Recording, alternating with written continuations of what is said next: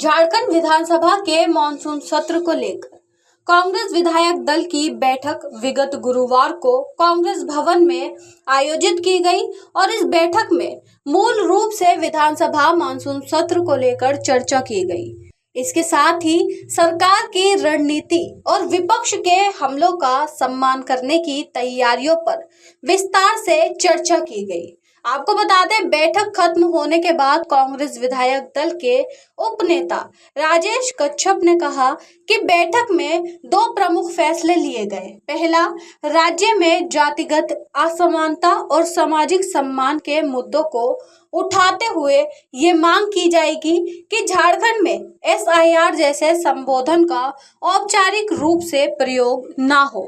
इसके लिए विधानसभा में एक विशेष प्रस्ताव लाया जाएगा। उन्होंने आगे कहा कि यह विषय आगे चलकर गठबंधन विधायक दल की बैठक में भी प्रमुखता से उठाया जाएगा ताकि साझा सहमति से इसे सदन में प्रस्तुत किया जा सके। आइए देखते हैं राजेश कच्छप ने क्या कुछ कहा।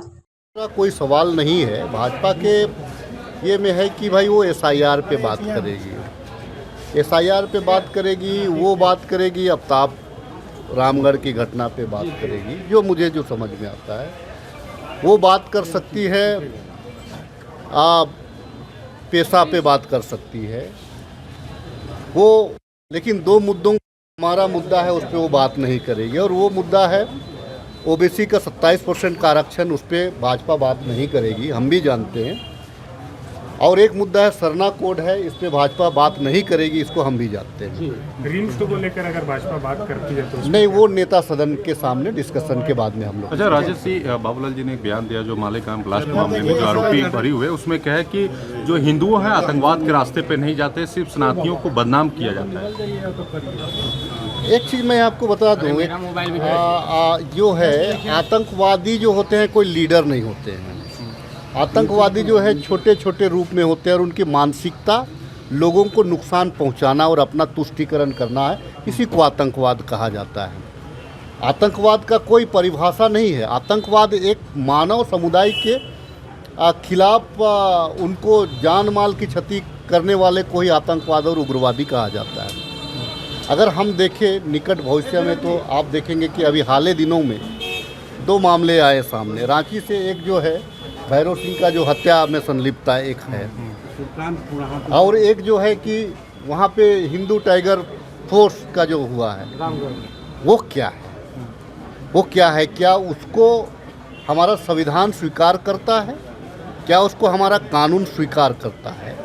तो आप जो जाहिलपन कर रहे हैं और उसको आप अगर समर्थन भाजपा वाले लोग कर रहे हैं तो उसको हमारी दृष्टिकोण पे वो भी एक आतंकवाद का हिस्सा है। देखिए इनकी मानसिकता जनहित की नहीं है। बाबूलाल जी भी अब मुझे लगता है कि जब JVM में थे तो वो बहुत सुलझे हुए और राज्य हित में बात करते थे, लोगों के हित में बात करते थे।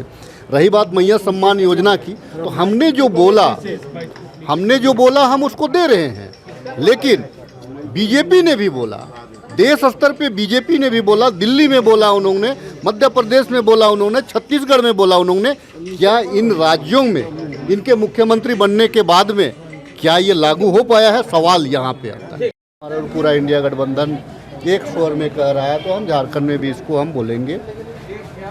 दूसरी बात है कि जितने भी और राज्य से संबंधित जितने भी मामले हैं, चाहे वो पेशा हो, चाहे वो आपको शेड्यूल कास्ट एडवाइजरी कमेटी हो, चाहे वो राज्य का डेवलपमेंट से संबंधित जितनी बातें हों, ये नेता सदन के बाद में अभी जो हमारी जो सत्तारूढ़ दल की जो विधायकों की जो बैठक होगी नेता सदन के पास में, कांग्रेस पार्टी के द्वारा बात रखी जाएगी।